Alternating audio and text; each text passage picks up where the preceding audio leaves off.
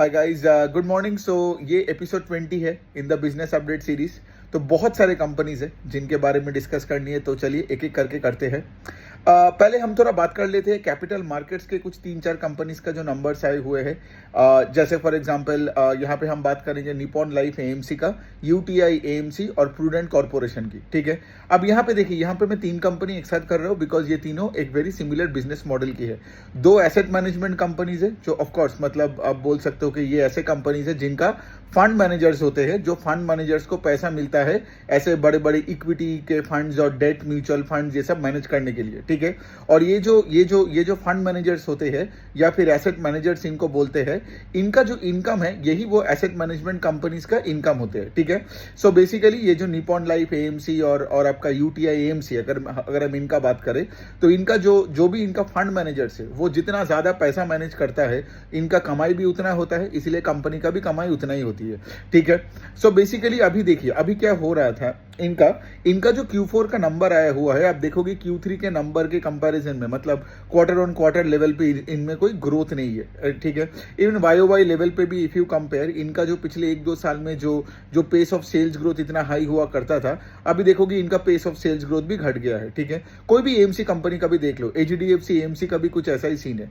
अब यहाँ पे ये क्या होता है, बिकॉज सोचिए ना, जब बेयर मार्केट आती है, जब let's say for example market में मार्केट में वो बुल रैली चली जाती है, तो लोग क्या करते हैं, लोग अपने एसआईपी भी थोड़ा कम करते हैं, लोग अपना ट्रेडिंग भी थोड़ा कम करवा देते हैं। तो क्या होता है, कैपिटल मार्केट्स के रिलेटेड सारे बिजनेसेस का पेस ऑफ ग्रोथ घट जाता है। ठीक है, आपने देखा होगा वेल्थ मैनेजमेंट कंपनीज का भी पेस ऑफ सेल्स ग्रोथ घटे जा रहे हैं। आप देखे होंगे ब्रोकरेज कंपनीज तो बहुत ही ज्यादा अफेक्टेड है, और एसेट मैनेजमेंट कंपनीज और उसके साथ साथ ये जो आपका जो एएमसीज है, राइट, मतलब ये भी अफेक्टेड हो रहा है। मतलब अगर मैं आपका निपॉन लाइफ का बात करूं यहाँ पे, तो इनका तो क्वार्टर ऑन क्वार्टर लेवल पे सेल्स 4-5% के आसपास गिर गया। अगर मैं यूटीआई एएमसी का बात करूं तो क्वार्टर ऑन क्वार्टर लेवल पे 10% से गिर गया। क्यों? बिकॉज सोचिए ना, अक्टूबर नवंबर 2024 के बाद से आप देखे होंगे कि मार्केट में ज्यादा कुछ हो नहीं रहा है ना।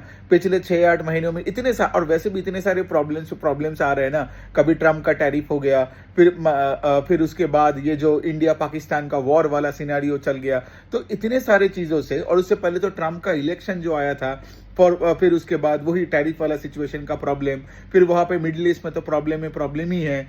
सो the point that I am actually trying to say, इसके लिए ये सारे सिचुएशन के वजह से, और हमारे डोमेस्टिक मार्केट में इशू क्या हुआ कि गवर्नमेंट का, बिकॉज जब भी कोई बड़ा इलेक्शन होता है, ठीक है, तो जिस पर्टिकुलर साल में इलेक्शन होता है, गवर्नमेंट का फोकस होता है कि पैसे को इलेक्शन पे लगाए और इलेक्शन जीते, रादर देन से फॉर एग्जांपल केपेक्स पे लगाए। तो यहाँ पे आपने देखा होगा कि लाइक इलेक्शन के जो ईयर गया, उसके बाद से गवर्नमेंट केपेक्स का जो पेस से केपेक्स हो रहा था पिछले 2-3 साल में, उसका भी पेस यहाँ पे घट गया। फिर रूरल इकोनॉमी में जो प्रॉब्लम्स चल रहा था, तो रूरल इकोनॉमी में प्रॉब्लम्स चलते चलते वो थोड़ा सा इंप्रूव तो हुआ, लेकिन उसके साथ साथ क्या हुआ, अर्बन इकोनॉमी का हालत खराब हो गया है ना, inflationary pressure and all that. तो ये सारे चीजों के चक्कर में प्रॉब्लम क्या होता है कि लाइक मार्केट में जो ये मोमेंटम था वो मोमेंटम चला गया। एंड ऑफ कोर्स राइट, जब बेयर रैली चलता है तो लोग क्या करते हैं, लोग वहां पे एसआईपी का मोमेंटम भी थोड़ा सा मतलब खराब हो जाता है, ट्रेडिंग भी कम करते हैं। और आपने एक चीज ऑब्जर्व किया हो कि लेकिन आईपीओ वगैरह भी पिछले 2-3 महीने में उतना आ नहीं रहे, बिकॉज कोई बेयर मार्केट में अगर कोई आईपीओ लाएगा तो उसके स्टॉक का कोई वैल्यूएशन, ढंग का वैल्यूएशन मिलेगा नहीं, है ना। सो बेसिकली ये सब चीजों की वजह से आप देखोगे कैपिटल मार्केट्स के कोई भी स्टॉक का, कोई भी बिजनेस का पेस ऑफ सेल्स ग्रोथ घटा है। सो जबकि Nippon life AMC asset management company में सबसे अच्छा है इन अ वे के, कैसे है कि निपॉन लाइफ एएमसी ने सबसे अच्छे रेट से मार्केट शेयर को कैप्चर किया। ठीक है, और निपॉन के एक और बात अच्छा है कि लाइक देखिए, if you're an asset manager, ठीक है, और अ फंड मैनेजर, अगर आप जितना ज्यादा इक्विटी फंड्स को मैनेज करोगे तो उतना ज्यादा ही आप कमाओगे अपने शेयर होल्डर के लिए, है ना। तो निपॉन का if you look at the portion of the equity funds they managed a couple of years back versus what they do today, they have done a very very good job. ठीक है, लेकिन क्या है ना कि like because overall market का ही sentiment खराब हो गया, तो निपॉन का भी उसके साथ क्वार्टर ऑन क्वार्टर लेवल पे उनका सेल्स का ग्रोथ नहीं हुआ। इवन YOY लेवल पे भी, आई डोंट नो अगर मैंने यहाँ पे लिख के रखा है कि नहीं, कि इनका इनका इनका YOY लेवल पे भी Q4 में the sales grew only around 21% से, जबकि FY25 ओवर 24 अगर देखोगे I think sales grew by 36%। तो मतलब क्या, पूरे साल में तुम 36% से ग्रो किए, लेकिन सिर्फ Q4 में अगर हम देखेंगे Q4 ओवर Q4 में it is only 21% sales growth, और Q3 के ऊपर Q4 में कोई ग्रोथ नहीं है, for the reason I mentioned. UTI का नंबर्स उससे भी खराब है, जैसे कि बिकॉज यूटीआई का sales growth sales degree by 10% on quarter level, and YOY level पे भी उतना कुछ खास कुछ ग्रोथ नहीं है। तो ये हो गया। तीसरा जो कंपनी का हम बात करने वाले हैं वो है कि प्रूडेंट कॉर्पोरेशन। वो एक म्यूचुअल फंड डिस्ट्रीब्यूटर कंपनी है। वो क्या करता है, वो बेसिकली सारे ये जो फिनेंशियल प्रोडक्ट्स है उनका डिस्ट्रीब्यूशन का बिजनेस में है, ठीक है, और उनको कमीशन मिलता है from the mutual fund companies and etcetera. तो यहाँ पे भी सेम केस, राइट, के सिंस यहाँ पे इंडस्ट्री में, और यहाँ पे मैं इंडस्ट्री का एक दो और अगर डेटा बता दूं, SIP इनफ्लोज में कोई ग्रोथ नहीं है from Q3 to Q4, right, for the reasons I already mention. ये सारे ग्लोबल चीजें, मैक्रो चीजें, मार्केट का चीजें। सो सिंस SIP के फ्लोज में कोई ग्रोथ नहीं आया है, तो ऑफ कोर्स जो आज डिस्ट्रीब्यूटर्स है ऑफ म्यूचुअल फंड उसका कैसे ग्रोथ आएगा, राइट। लेकिन फिर भी मैं एक चीज बोल सकता हूं कि लाइक प्रूडेंट का नंबर उतना खराब भी नहीं है, मतलब Q4 ओवर Q4 में उन्होंने कुछ 18% से ग्रो किया। But let me again tell you यहाँ पे प्रॉब्लम क्या है, the pace of sales growth has come down. मतलब पहले प्रूडेंट अगर आप पिछले 2-4 क्वार्टर पहले भी जाके देखोगे, they used to grow north of 30%, 40%। एक क्वार्टर में तो रिमेंबर 50% से ग्रो किया था, ठीक है, मतलब YOY in a particular quarter in the last fiscal only, FY25 का ही बात कर रहा हूँ, कोई एक पर्टिकुलर क्वार्टर में अभी याद नहीं आ रहा है। बट हैविंग सेड दैट, वो 40-50% का इंजन अभी 18% से ग्रो कर रहा है because of the reasons I mention, ठीक है। तो अभी इस टाइम पे क्या होता है कि लाइक देखिए, अभी इस टाइम पे आपको बिजनेसेस को ट्रैक करना पड़ेगा। अगर आप ऐसे मौके में से फॉर एग्जांपल ऐसे बिजनेसेस पे पैसा डालते हो, ठीक है, ऑफ कोर्स इंडिया में आज म्यूचुअल फंड का तो बहुत ग्रोथ आने वाला है, ठीक है। कोई भी पर्टिकुलर कैपिटल मार्केट का सब सेगमेंट देख लो, डिपॉजिटरी, फिर उसके बाद asset management companies, brokerage companies. लेकिन क्या होता है ना, लोग यहाँ पे सिंस कंपनीज को ट्रैक नहीं करते हैं, तो वो गलत, मतलब साइकिल के गलत जगह में पैसा डाल के फंस जाते हैं। तो मैं यही चीज बोलने का कोशिश कर रहा हूँ कि लाइक इन सबको ट्रैक करो। जब भी आपको दिखेगा कि लाइक मैनेजमेंट कमेंट्री में गाइडेंस बढ़ा रहे और माहौल बेटर बनते जा रहे, तब जाके पैसा बनाओ और पैसा डालो और पैसा बनाते जाओ। वरना क्या होता है ना कि लाइक अगर आपने गलत जगह में, लेट से फॉर एग्जांपल, ये भी तो एक सिनेरियो है ना कि लाइक लेट से आज आपने अगर भर के पैसा डाल दिया और लेट से अगला ये जो बेयर रैली है वो अगले 6-8 महीने 12 महीने चला और ये कंपनीज का पेस ऑफ सेल्स ग्रोथ मतलब इंप्रूव नहीं किया, तो क्या होगा, आप फंस जाओगे, राइट। और उसके वजह से क्या होता है ना, बहुत लोग फ्रस्ट्रेट होके और अपना P&L स्टेटमेंट देख के बाजार से निकल जाते हैं कैपिटल मार्केट स्टॉक्स में।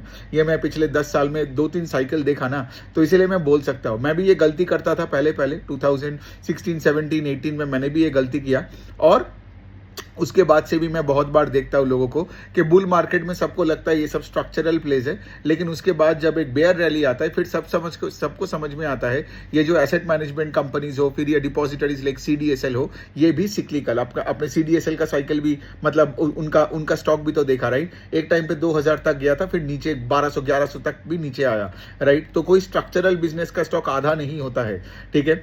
तो एनी विच वे, सो ये हो गया ये तीनों कैपिटल मार्केट्स। और कैपिटल मार्केट्स में कोई भी कंपनी को अगर आप देख लोगे, उनका सबका ही पेस ऑफ सेल्स ग्रोथ घट गया है, बिकॉज ये सब मार्केट लिंक्ड बिजनेसेस है, ठीक है। ये हो गया। अच्छा, अभी चलिए 4 डायग्नोस्टिक कंपनीज का एक साथ बात कर लेते हैं। कल मैंने देखा वो इसका नंबर्स आया, एक है विजय डायग्नोस्टिक्स और कृष्णा डायग्नोस्टिक्स। दोनों का नंबर मुझे अच्छा नहीं लगा। विजय डायग्नोस्टिक्स का तो कुछ हार्डली 8-10% का ग्रोथ है, मतलब nothing good to talk about. Krishna का वो बेसिकली 24-25% का ग्रोथ का गाइडेंस देता था, लेकिन इस बार उनका नंबर्स एकदम अच्छा नहीं आया Q4 over Q4, and as a result of which if I look at FY25 का number over FY24, I think the sales grew by 16 और 17% से, something like that. I think it grew 16% YOY in FY25 over 24। Krishna का business model बहुत unique है। ये एक B2G business model है। ये PPP एक मॉडल पे चलता है और ये फ्री डायग्नोस्टिक सर्विसेज देता है to the underprivileged people in various states in India. Of course इसमें मैं कृष्णा का डिटेल में मैं एक और वीडियो बना के बोल दूंगा अगर आपको चाहिए होगा कृष्णा का बिजनेस मॉडल इन डेप्थ। लेकिन क्या मैं बोलने का कोशिश करता हूँ कि देखिए, कोई डायग्नोस्टिक कंपनी B2C है, जैसे फॉर एग्जाम्पल हमारा हमारा डॉक्टर लाल पैथलैब है, और कुछ कुछ डायग्नोस्टिक कंपनीज जैसे B2B B2G के बिजनेस मॉडल्स में है, लाइक कृष्णा डायग्नोस्टिक्स। लेकिन हम यहाँ पे डॉक्टर लाल, थायरोकेयर, कृष्णा डायग्नोस्टिक्स और विजय डायग्नोस्टिक्स, इन चारों को हम देखेंगे। बिकॉज हो सकता है तुम केटर कर रहे हो डिफरेंट डिफरेंट सेगमेंट्स में, डिफरेंट स्टेट्स पे, लेकिन हमें तो पीयर टू पीयर करना पड़ेगा। लेकिन इस बार मैं यही बोलने का कोशिश कर रहा हूँ कि इन चारों का नंबर्स में से ना मुझे थायरोकेयर का नंबर ही एक्चुअली थोड़ा बहुत ढंग का लगा। ठीक है, मैं आपको बता रहा हूँ क्यों। देखिए, डॉक्टर लाल ग्रीव कितने परसेंट से? 10% से। ठीक है, फिर विजय कितने रेट से ग्रो किया? 10% से। और कृष्णा किस रेट से ग्रो किया? 16% से। लेकिन if you look eight Thyrocare, पता नहीं थायरोकेयर का मैं यहाँ पे, थायरोकेयर का ऑलरेडी मैं कवर कर चुका था जब इनका नंबर आया था।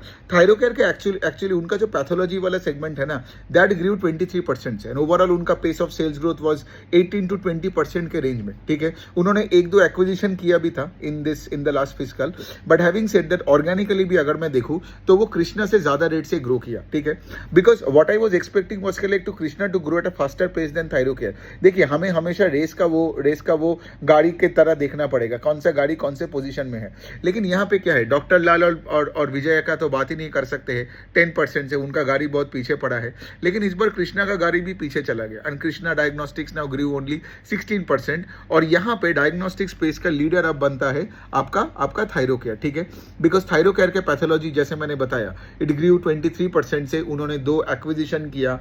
और बात वही है कि लाइक ये होने के बाद भी अब आप मुझे ये बोलोगे, एक और पॉइंट है, ऑल्दो आपको लगता है कि थायरोकेयर का गाड़ी एकदम फास्ट चल रहा है, कृष्णा सेकंड है और फिर थर्ड एंड फोर्थ आपका वो डॉक्टर लाल और विजय है, विजय डायग्नोस्टिक है। लेकिन थायरोकेयर का मैनेजमेंट ने कॉन कॉल में ये बता दिया कि हम लोग FY26 में मिड टीन से ग्रो करेंगे। ठीक है, तो मतलब थायरोकेयर का बेड भी मेरे लिए थोड़ा ठंडा लग गया।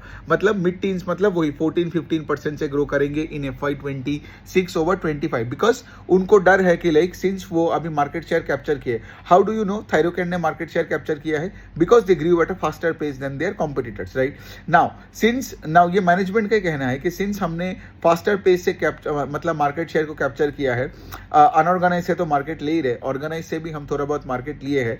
सो आगे जाके जिनसे हम मार्केट शेयर कैप्चर किए हैं वो लोग ज्यादा डिस्काउंट दे के अपना मार्केट वापस ना ले ले। सो बेसिकली थायरोकेयर का मैनेजमेंट का ये सब कमेंट्री सुनकर मुझे उतना अच्छा नहीं लगा। ठीक है, अब देखिए, अब देख रहे हो बात कि हमें सिर्फ रिजल्ट्स देख के मतलब पूरा पिक्चर समझ में नहीं आता, इसलिए मैं बार बार बोलता हूँ कि हमें कॉन कॉल्स भी सुनना पड़ेगा, वरना क्या होता है ना, वरना आपको पूरा पिक्चर नहीं मिलेगा। So although Thyrocare is leading the race right now in terms of growing sales at the fastest pace in the diagnostic category, but उनका मैनेजमेंट का कॉन कॉल उतना एग्रेसिव नहीं था। और ये 14-15% का तुम बात कर रहे हो, कंपटीशन से तुम डरने का बात कर रहे हो, so it is in a very attractive bet to me. ठीक है, ऑफ कोर्स बाकियों का कॉन कॉल्स मुझे पढ़ना पड़ेगा, ये Krishna diagnostics and all that. मैं तो ऑफ कोर्स इसके बाद तो जब पीयर टू पीयर का सेक्शन चालू करूंगा, right, for every individual sector, right, in of course in this business update series, उस टाइम पे सबका कॉन कॉल में क्या हुआ ये मैं अलग अलग से सारे कंपनीज का बता दूंगा इन एन इंडिविजुअल सेक्टर्स।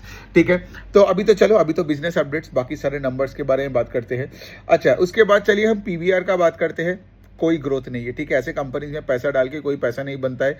इनका PVR का तो वही है, इनका तो सिर्फ लॉसेस ही देखता हूं मैं इनकम स्टेटमेंट में, और इनका सेल्स में कोई ग्रोथ नहीं है। इनका मैनेजमेंट का सिर्फ वही कहना है, मैनेजमेंट का वही कहना है कि लाइक यू नो कब अच्छा हिंदी और इंग्लिश का मूवीज नहीं आ रहे, बड़े बड़े एक्टर्स का उतना कुछ बड़े रोल्स नहीं आए in FY25, as a result of which हम उतना ग्रो नहीं कर पाए।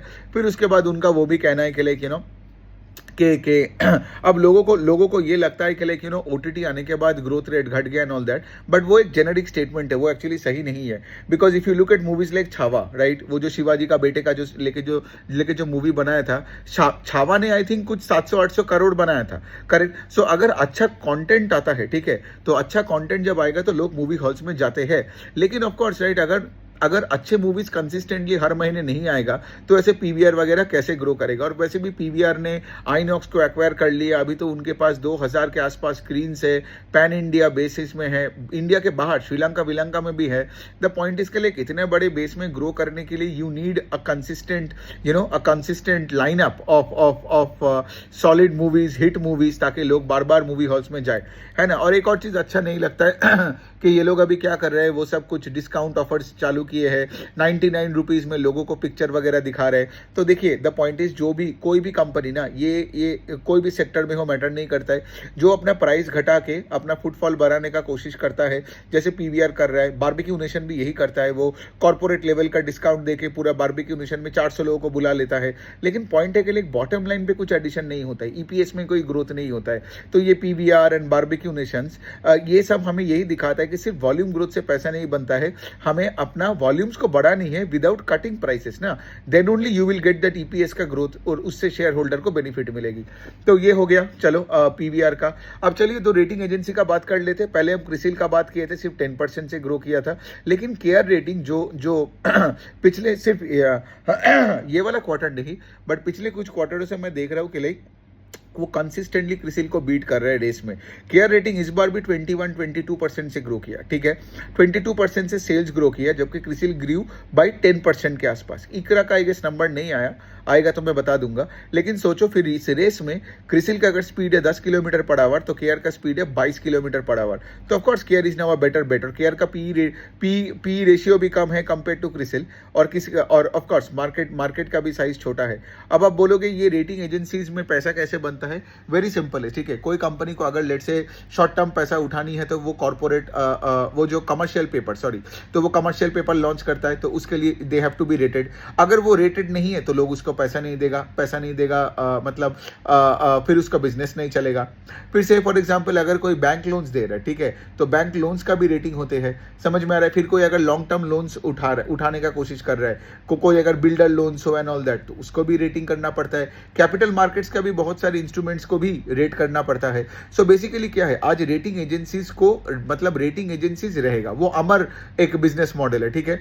लेकिन having said that, your business model might never die like a CRISIL for example. वो मतलब आपने देखा होगा पहले भी 2008 फाइनेंशियल क्राइसिस हो, फिर हमारे डीएचएफएल एंड आईएलएफएस में भी ये सब केयर रेटिंग वगैरह फंसा था। लेकिन अब देखोगे फंसा था इन द सेंस, मतलब वो लोग ये सब बॉन्ड्स को AAA देके रखता था, फिर सडनली वो AAA से डी बन जाता था, मतलब AAA मतलब हाईएस्ट क्वालिटी से डायरेक्ट जंक बॉन्ड, ठीक है, जब से उनका डिफॉल्ट चालू होता था। तो इसका क्या मतलब कि इनका भी ग्रॉस नेग्लिजेंस वगैरह होता रहता है। But having said that, rating agencies को कोई आज तक रिप्लेस नहीं कर पाया। अब क्या, क्रिसिल को तो इंडिया में है, लेकिन इसका बाप कौन है? S&P, Moody's and Fitch US में, ठीक है। सो बेसिकली वही है, ग्लोबल फाइनेंशियल क्राइसिस में वो लोग भी कितने घपले किए थे, लेकिन फिर भी बिकॉज इनका कॉन्फ्लिक्ट कहाँ से आता है मैं बता रहा हूँ। यहाँ पे सोचिए, आपका रेटिंग कौन करवाता है? रेटिंग करवाता है वही ऑर्गेनाइजेशन जिसका बॉन्ड्स को ऑपरेट करते हो।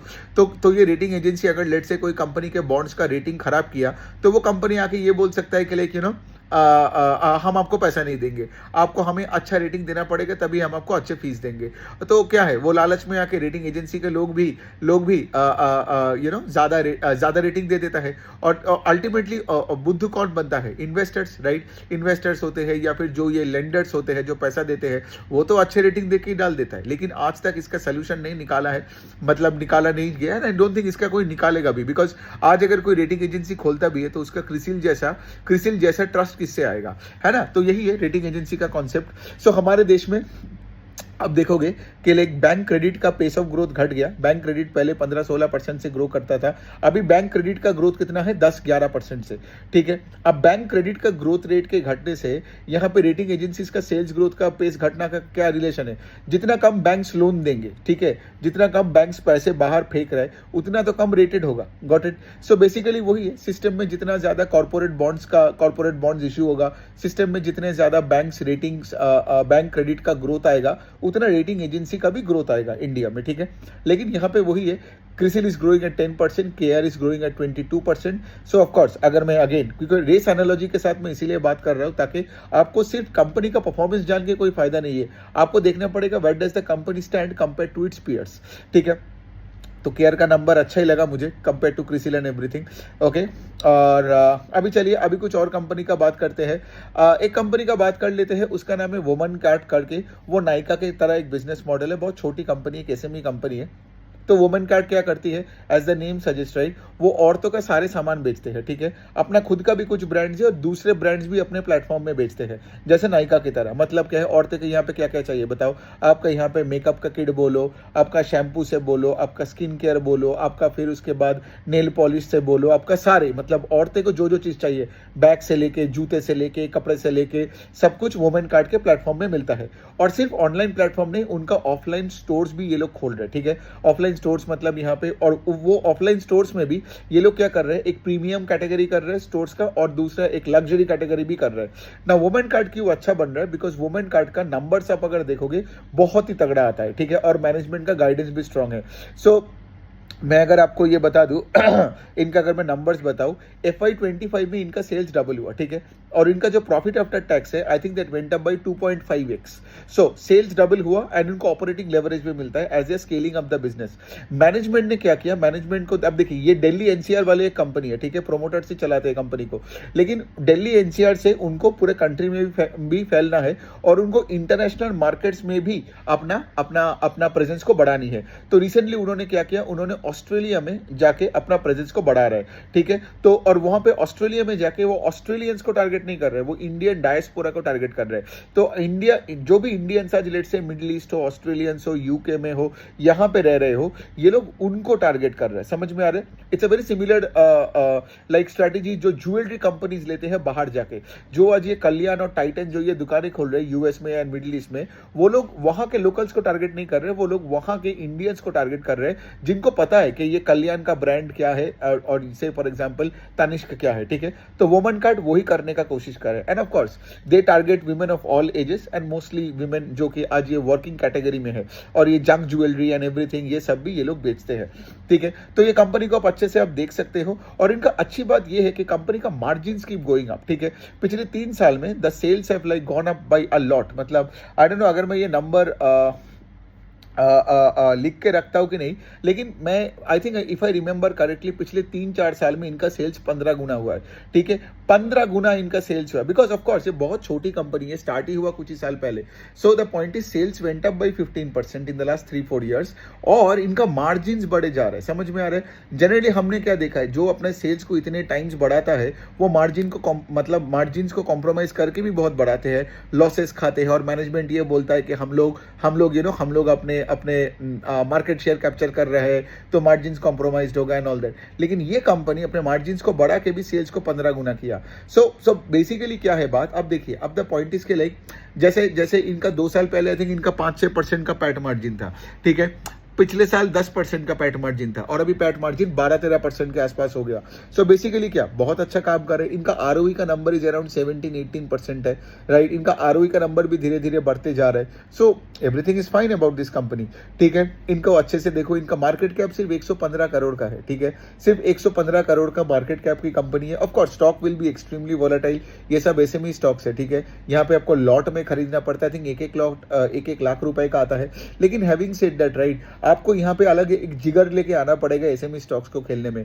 यहाँ पे आप ये नहीं, वो ITC का स्टॉक का चार्ट जैसे कंसिस्टेंट रहता है, ये वो नहीं रहेगा। ये स्टॉक रैंडमली 50% ऊपर जा सकता है, रैंडमली 30% नीचे जा सकता है। तो ऐसे स्टॉक्स के साथ अगर आप आओगे ना, तो आपका खेल का देखने का नजरिया बदल के आना पड़ेगा। वरना आप क्या होते हैं ना, मैं बहुत लोगों को देखता हूँ, वो लोग लार्ज कैप का मेंटालिटी लेके SMEs में आते हैं, और वॉलेटिलिटी ना झेल के फिर वो लॉस लेके रोते रोते निकल जाते हैं, ठीक है। तो यहाँ पे वही वाला पॉइंट है, डिस्क्लोजर का इश्यूज आएगा, कॉन कॉल्स वगैरह उतना होगा नहीं। So you need to keep this things in mind.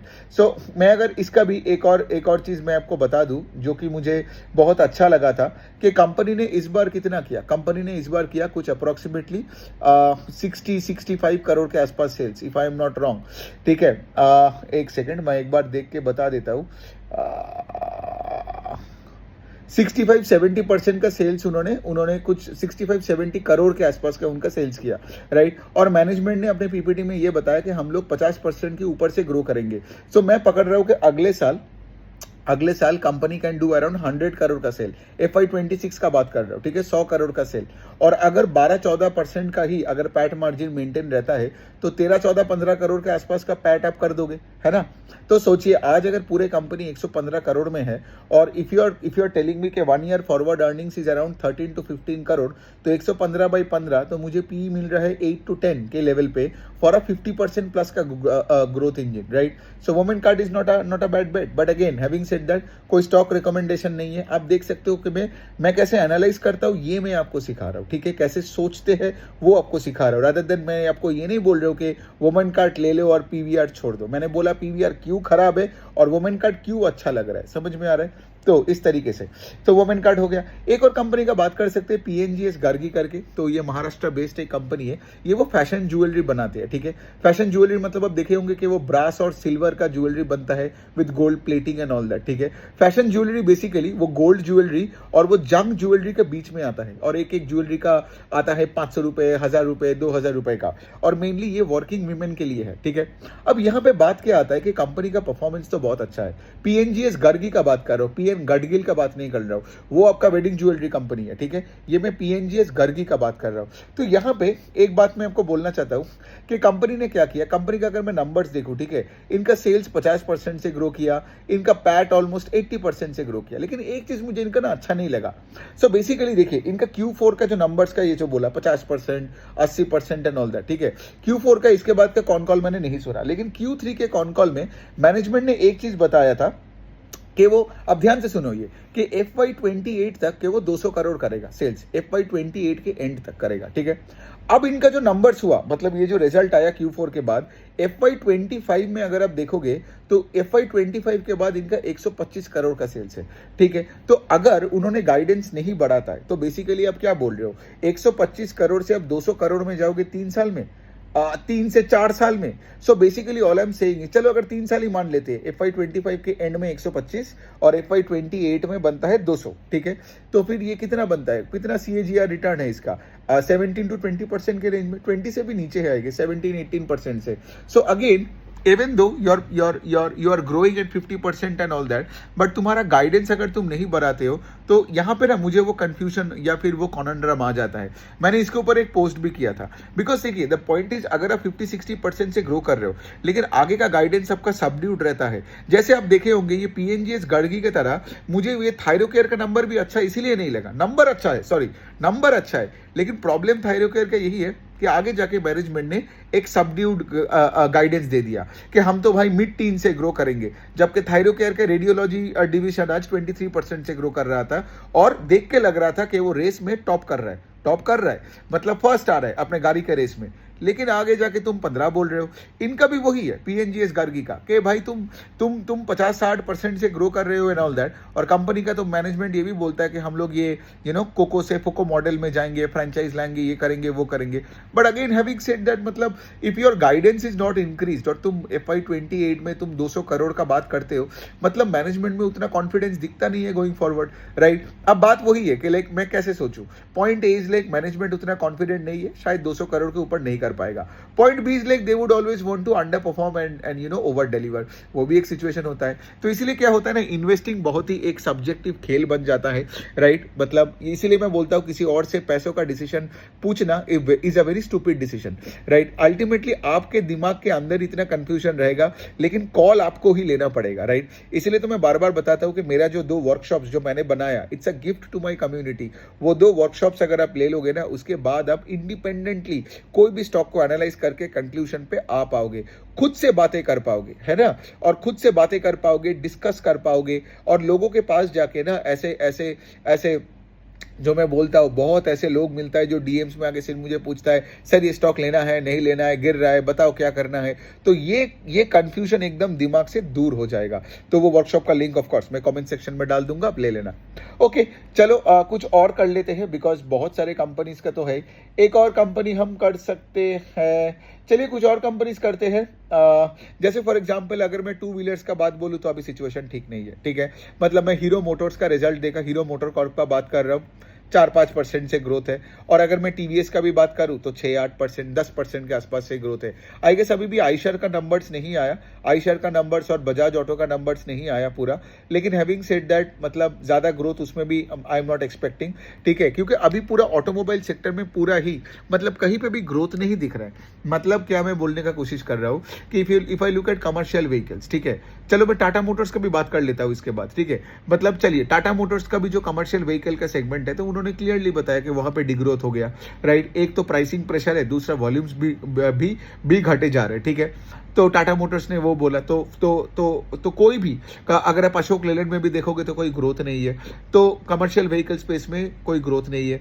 Construction equipments में जो ग्रोथ हुआ करता था पिछले 2 साल से because of the government capex, वो भी अभी इलेक्शन के बाद से सिंस केपेक्स का पेस घट गया तो कंस्ट्रक्शन इक्विपमेंट सेगमेंट में भी उतना ग्रोथ नहीं है। 4 व्हीलर्स में तो घंटा कोई ग्रोथ है, सिंगल डिजिट से सब ग्रो कर रहा है। ये सब मारुति का नंबर्स देखोगे तो लगेगा कि लाइक इनका बेस बड़ा है लेकिन कोई ग्रोथ नहीं है on that base. Tata Motors का आई थिंक अगर गाड़ी का भी सेगमेंट देखो तो उसमें भी कोई ग्रोथ नहीं है। और फिर यहाँ पे 2 व्हीलर्स, जो 2 व्हीलर्स पिछले 1-1.5 साल में अच्छे से ग्रो कर रहा था with the coming back of the rural economy, लेकिन 2 व्हीलर्स में भी अभी मैं देख रहा हूँ फिर भी वो वापस मतलब ठंडा होते जा रहे हैं। जैसे ये 5-4% से हीरो और 10% से टीवीएस, क्योंकि टीवीएस एक टाइम पे 20% से भी ग्रो करने लग गया था, 17-18-20% से, लेकिन अभी टीवीएस का भी pace of sales growth has come down to 10%, which is not a good sign. Okay, तो ये हो गया। टाटा मोटर्स का अगर मैं रिजल्ट का बात करूं तो एकदम कुछ ग्रोथ नहीं है, एकदम फ्लैट है, ठीक है, एकदम फ्लैट है। उनका एक्चुअली जो जैगुआर लैंड रोवर का जो पोर्टफोलियो है ना, ये जो रेंज रोवर, फिर आपका डिफेंडर, फिर आपका जैगुआर, इनका भी कोई ग्रोथ नहीं है, ठीक है। और चाइना का इकोनॉमी खराब होने के बाद, चाइना का इकोनॉमी जब से ठंडा हो गया है तो उनका चाइना में भी अपना गाड़ी बेचने का वॉल्यूम्स नहीं बढ़ रहा है, ठीक है। फिर उसके बाद क्या हुआ, फिर उसके बाद यूएस और चाइना में जो ये टैरिफ का सिचुएशन चालू हो गया, उससे टाटा मोटर्स का जेएलआर का डिवीजन में और प्रॉब्लम आया, है ना। टाटा मोटर्स का मुझे लगता है कि जो भी ग्रोथ आया ना इस बार, वो आया बिकॉज ऑफ इंडियन करेंसी का डिप्रिसिएशन से, क्योंकि वो दूसरे करेंसी से पैसा मिलता है ना। JLR is mostly China and an American play. India में कितने लोग जैगुआर लैंड रोवर चला रहे हैं। सो द पॉइंट इज वहां से जो पैसा आ रहा है उसको जब तुम कन्वर्ट कर रहे हो, you are making more money in rupees, right. तो उसी से जो भी हमें थोड़ा 2-4% का जो ग्रोथ दिखता है, लेकिन टाटा मोटर्स का स्टॉक नहीं चलता है बिकॉज टाटा मोटर्स में कोई ग्रोथ ही नहीं है। और सिर्फ जैगुआर लैंड रोवर, क्योंकि देखिए Tata Motors is purely a JLR play, ठीक है। जेएलआर में जब तक ग्रोथ नहीं आएगा तो टाटा मोटर्स में उतना ग्रोथ नहीं दिखेगा। दूसरे साइड में ऑफ कोर्स कमर्शियल व्हीकल बोलो और टाटा मोटर्स का जो भी ईवी कार्स बोलो, यहाँ पे इंडिया में ज्यादा कुछ ग्रोथ नहीं है, ठीक है। तो ये हो गया टाटा मोटर्स का।